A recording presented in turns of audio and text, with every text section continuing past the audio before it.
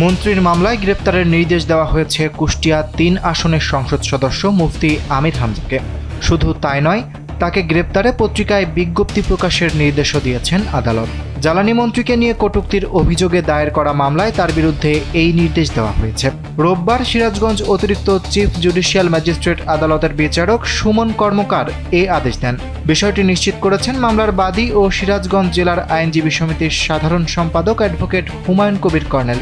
মামলার তথ্যে জানা গেছে, বিদ্যুৎ ও জ্বালানি মন্ত্রী এবং বিএনপির স্থায়ী কমিটির সদস্য ইকবাল হাসান মাহমুদ টুকুকে নাস্তিক ও ইসলাম বিদ্বেষী বলে মন্তব্য করার অভিযোগে গত ২ এপ্রিল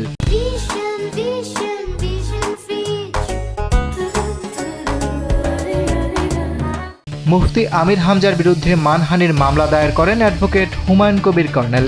একই দিন আদালত আমির হামজার বিরুদ্ধে সমন জারি করে ২১ এপ্রিল আদালতে হাজির হওয়ার নির্দেশ দিয়েছিলেন। তবে নির্ধারিত তারিখে তিনি আদালতে উপস্থিত না হওয়ায় তার বিরুদ্ধে গ্রেপ্তারি পরোয়ানা জারি করেন আদালত। পরবর্তীতে রোববার আদালতে হাজির হওয়ার কথা থাকলেও সেদিনও তিনি অনুপস্থিত ছিলেন।